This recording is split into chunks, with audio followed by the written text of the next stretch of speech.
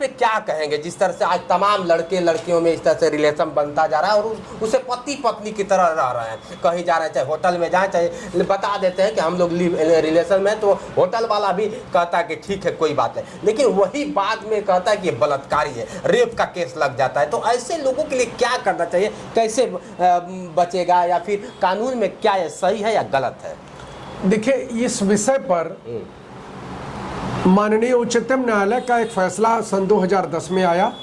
मुझे लगता है लिव इन रिलेशनशिप जो अभी प्रचलन में है, उसके पहले इसको सामान्य भाषा में, ग्रामीण भाषा में अवैध संबंध कहा जाता था, और स्त्री या पुरुष के बीच में होता था तो स्त्री को रखैल शब्द से उसको घोषित किया जाता था, जो हमारे समाज में अनैतिक था और इसको सामाजिक मान्यता नहीं थी, और इस तरह का कोई कार्य करता था तो उसका जाति बहिष्कार, पारिवारिक बहिष्कार और सामाजिक बहिष्कार हो जाया करते थे। बिल्कुल सर।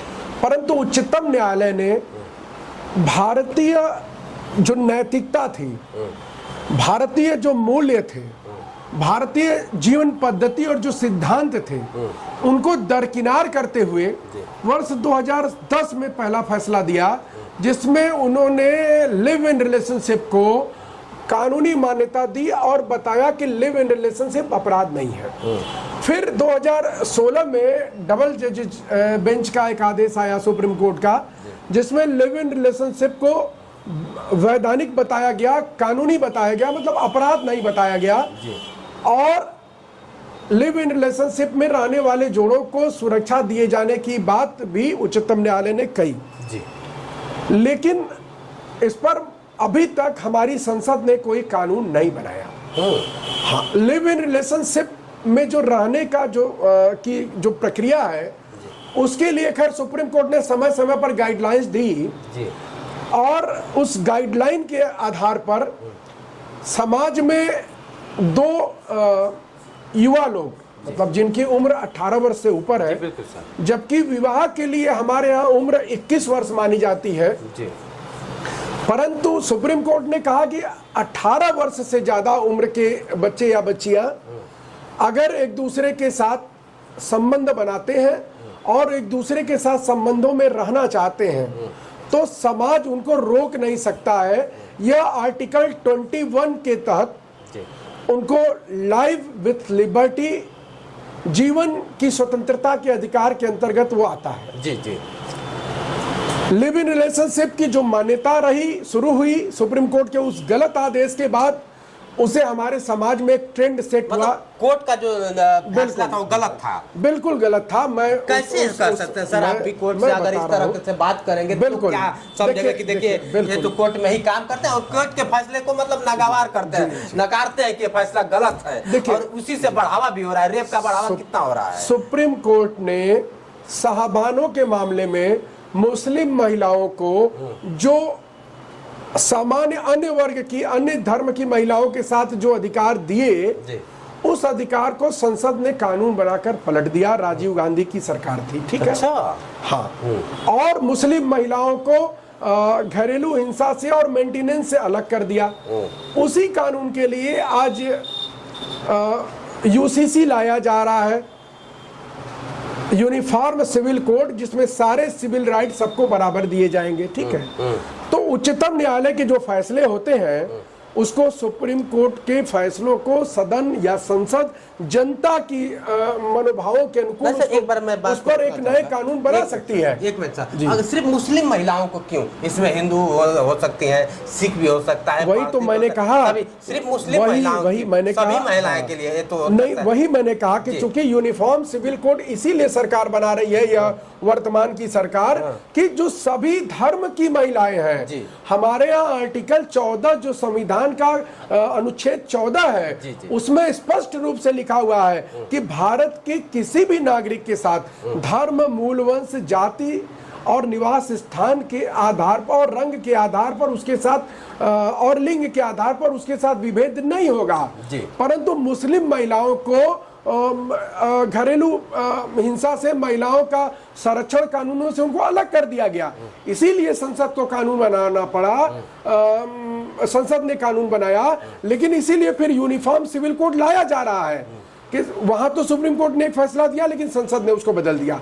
इसीलिए उसको रेगुलेट करने के लिए कि यह सभी के ऊपर लागू हो, सभी धर्म की बहनों और बेटियों के ऊपर लागू हो, इस तरह का एक कानून सरकार बनाने जा रही है। और हो सकता है यहाँ पे लोग अगर देखा जाए तो रिलेशन जब बनाते हैं तो ये नहीं, जातीयता की अगर बात कर लिया जाए तो ये लोग नहीं देखते हैं कि हिंदू हो कि मुस्लिम हो, किसी ईसाई, जब शादी करने की बात आ जाती है तो लोग हिंदू धर्म देख लेते हैं, मुस्लिम धर्म देखने लगते हैं, अपना जाति देख लेते हैं, अपना खून देखने लगते हैं। तो ये कहाँ तक सही है? अब देखिए, मैं आपको बता रहा हूँ, मैं चूंकि हम लोग लिव इन रिलेशनशिप पर बात कर रहे थे, तो लिव इन रिलेशनशिप को उच्चतम न्यायालय ने अपने आदेशों में डिफाइन कर दिया कि लिव इन रिलेशनशिप दो बालिग लोग मानसिक रूप से स्वस्थ आपस में अगर बिना किसी तनाव, डर या विभेद के या किसी छल या प्रवंचना के यदि एक दूसरे के साथ रहना शुरू करते हैं और 4 वर्षों से ज्यादा रहते हैं तो यह मान लिया जाएगा कि वह पति पत्नी के रूप में रह रहे हैं।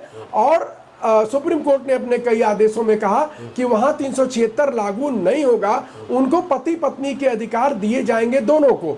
जैसे उनसे जो बच्चे पैदा होंगे वो जायज बच्चे माने जाएंगे उस व्यक्ति के जो जिसके साथ वो लिव इन रिलेशनशिप में रह रहा है। लेकिन एक चीज और ये सवाल उठता है सर कि जब पति पत्नी होता है और जब इन लोग में दुराव पैदा होने लगता है, तलाक का प्रति आता है, लेकिन इन लोग को क्या कहेंगे? तब तो रेप का मामला आएगा ही ना। इसीलिए इस मामले में चूंकि उच्चतम न्यायालय कई बार यह निर्णय दे चुका है और लगातार यह मामले सरकार के सामने जा रहे हैं, समाज इस मामले से बहुत ज्यादा प्रभावित हो गया है। तो जैसे देखिए, मान लीजिए 376 का मामला है, बलात्कार के मामले में जब बलात्कार का मामला कहीं भी किसी भी पुलिस अधिकारी के समक्ष आता है तो उसको पहले तो प्रार्थना पत्र को ध्यान से देखना चाहिए और उस पूरी घटना का विवरण वादी मुकदमा से और साक्ष्यों से पहले कलेक्ट करना चाहिए कि क्या सड़क पर किसी के साथ बलात्कार हो सकता है, बिल्कुल सर, किसी लड़की के साथ, औरत के साथ अकेले में बलात्कार हो सकता है, बिल्कुल सर। अगर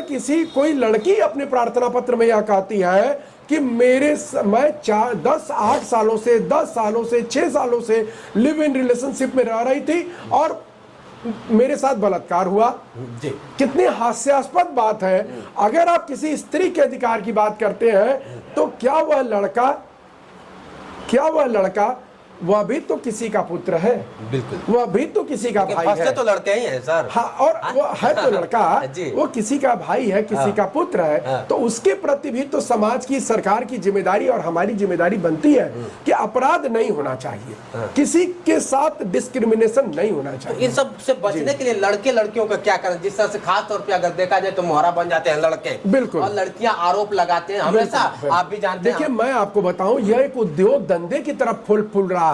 समाज में यह एक उद्योग धंधा हो गया है। पहले हमारे समाज में बहनों बेटियों के, मैं सबकी बात नहीं करता, लेकिन सबके अंदर नैतिकता हुआ करती थी। आज कुछ लड़कियां समाज में निकलती हैं इसी काम के लिए, इसी व्यवस्था के लिए, अच्छे घरों को लड़कों को पकड़ती हैं और बुरे घरों के भी बुरे लड़के भी अच्छे घर की लड़कियों को पकड़ते हैं, या वाइस वर्सा चल रहा है। और अच्छे घरों की लड़कियां बलात्कार अगर उनके साथ हो भी रहा होता है और मानसिक और शारीरिक और आर्थिक शोषण हो भी रहा होता है तो पुलिस प्रशासन तक बातें नहीं जाती है। लेकिन जहां पर बुरे कॉन्सेप्ट की लड़कियां अच्छे परिवार के लड़कों को पकड़ती हैं और उनका आर्थिक और सामाजिक शोषण करती हैं, जब वह लड़का उस रिश्ते से निकलने का प्रयास करता है तो उनके ऊपर 376 का बलात्कार का मुकदमा दर्ज करा देती हैं और बदले में बड़े रकम की मांग की जाती। मैं आपको एक उदाहरण देना चाहूंगा, हमारे सामने एक केस आया हुआ है अभी, एक भोजपुरी की बड़ी गायिका है, भोजपुरी की बड़ी गायिका है, मैं उनका नाम अभी नहीं बताऊंगा आपको, लेकिन मैं खुलासा करूंगा। वो भोजपुरी की, आप लोग देखे होंगे, चर्चित एक्टर थी, भोजपुरी एक्टर थी, आकांक्षा के वकील थे, और आकांक्षा का मामला यही देख रहे हैं, आज भी चल ही रहा है। लेकिन अब भोजपुरी सिंगर भी आ गए, अब मामला अगले वीडियो में देखा जाएगा, लेकिन फिलहाल में सर देखिए, एक भोजपुरी फिल्मों की बड़ी गायिका है और मैं आपको बड़ी जिम्मेदारी से बता रहा हूं, भोजपुरी फिल्मों के एक बड़े सुपरस्टार के बड़े भाई से भी उनके संबंध रहे, समझिएगा बात को। बिल्कुल सर। और उन्होंने एक अन्य लड़के को जो उनके गांव का रहने वाला लड़का था, उसका बैंक में बड़े पद पर उसकी नौकरी लग जाती है और वो मोहतरमा उस लड़के को फांस लेती है जबरदस्ती। वह मोहतरमा यहाँ बनारस की रहने वाली है और वह लड़का चेन्नई में पोस्टेड होता है और यह चेन्नई पहुंच जाती है उससे मिलने के लिए और उसके घर और उसके फ्लैट पर। जब उस लड़के की पोस्टिंग बंबई होती है तो वह मोहतरमा बंबई पहुंच जाती है उससे मिलने के लिए और उससे लगभग मुझे लगता है कि 10 से 15 लाख रुपए का तो ट्रांजैक्शन मेरे हाथ में है, उन्होंने अपने खाते में कराया पिछले 3-4 सालों में। हाँ, और लाखों की शॉपिंग कराई, 20-25 बार एयर टिकट्स लिए।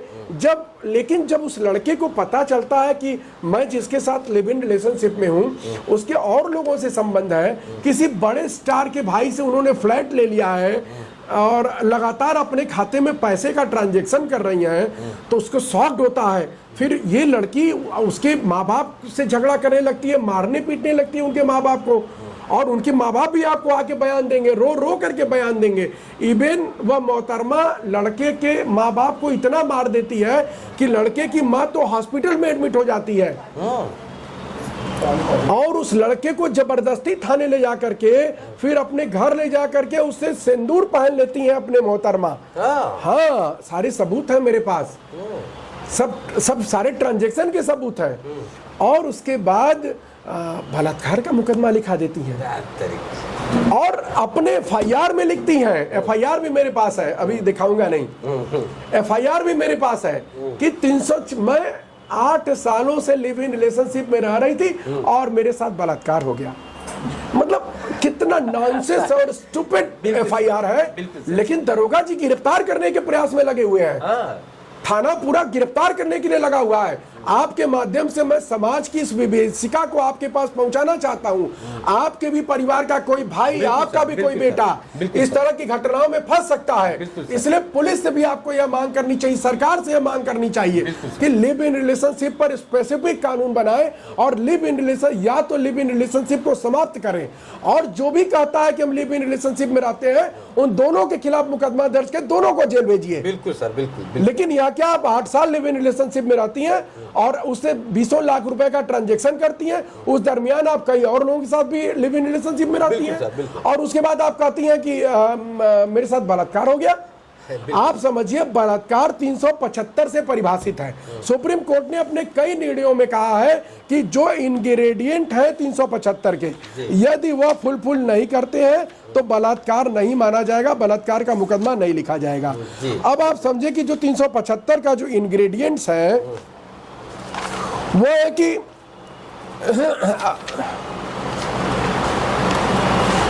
कोई व्यक्ति, कोई पुरुष किसी स्त्री के साथ बलात्कार संग करेगा। बाकी मान लीजिए बहनें भी यहाँ बैठी हुई हैं, मैं उस शब्द का इस्तेमाल नहीं कर सकता हूँ, लेकिन आप IPC 375 अगर आप गूगल पर डालेंगे तो आप यह देख लेंगे कि किस तरह से अगर किसी व्यक्ति का किसी व्यक्ति के साथ संबंध बनता है, किसी स्त्री के साथ संबंध बनता है तो वह बलात्कार की श्रेणी में आता है। पहला है उस स्त्री की इच्छा के विरुद्ध। बिल्कुल। आप कहती हैं कि मैं लिव इन रिलेशनशिप में रह रही थी जी, और आप कहती हैं 376 का बलात्कार मेरे साथ हो गया और पुलिस FIR लिख लेती है। बिल्कुल सर, बिल्कुल। पुलिस FIR लिख के न्यायालय में चली आती है वारंट लेने के लिए। बिल्कुल। और धमकी देती है लड़की कि मैं बताऊंगी, उसके बाप को बताऊंगी, माँ बहन की गालियां देकर कहती कि मैं उसके माँ बाप को बताऊंगी। एविडेंस है मेरे पास, रिकॉर्डिंग्स है मेरे पास। दूसरा क्या है, उस स्त्री की सम्मति के बिना। तीसरा है उस स्त्री की सम्मति से, जब उसकी सम्मति उसे या उसे किसी व्यक्ति को जिससे वह हितबद्ध है मृत्यु या उपाधि के भय में डालकर अभिप्राप्त की गई हो। बिल्कुल सर, बात आप समझ रहे हैं कि नहीं।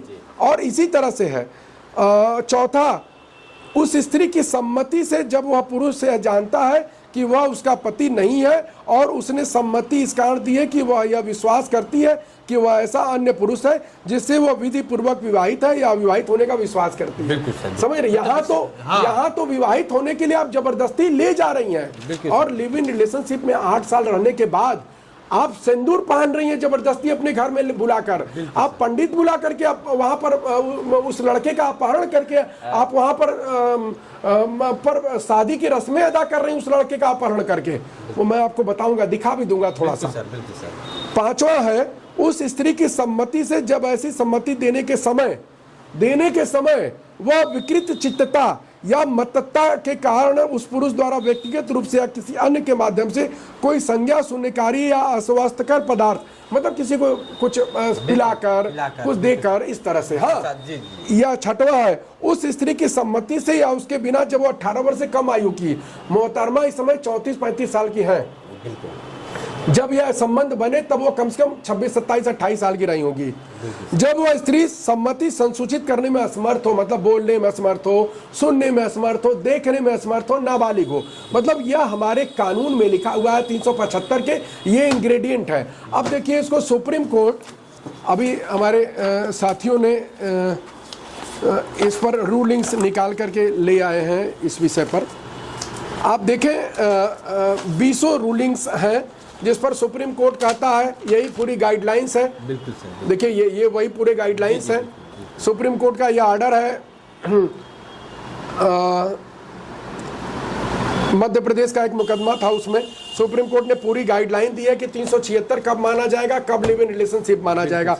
अगर इस यह आधार नहीं है तो वह लिव इन रिलेशनशिप है। देखिए इसमें 10 सुप्रीम कोर्ट की रूलिंग्स है, सब में एक ही बात है, लेकिन दरोगा जी गिरफ्तार करने के लिए खोज रहे हैं, वारंट जारी करवा रहे हैं 20 से ज्यादा। देखिए इंदिरा शर्मा बनाम वीके शर्मा में भी सुप्रीम कोर्ट ने स्पष्ट कहा है कि यह फुलिश है, मतलब यह फुलिश है यदि लिव इन रिलेशनशिप के रहने को आप यह मान लें कि वह बलात्कार है।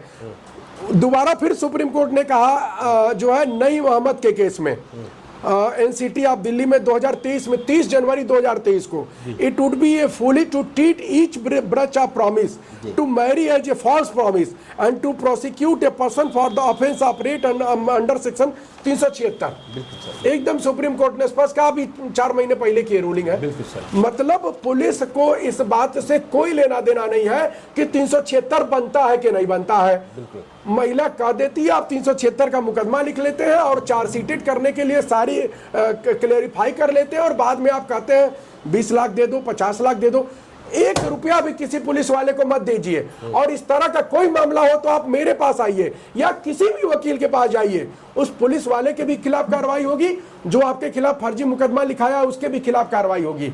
लिव इन रिलेशनशिप को कानूनी मान्यता है, और यदि आप लिव इन रिलेशनशिप में नहीं रहना चाहती हैं तो उसके बाद आपको वही अधिकार है जो डोमेस्टिक वायलेंस एक्ट के तहत किसी भी स्त्री को है, जो अपने पति के खिलाफ मुकदमा दर्ज करा सकती है। अच्छा,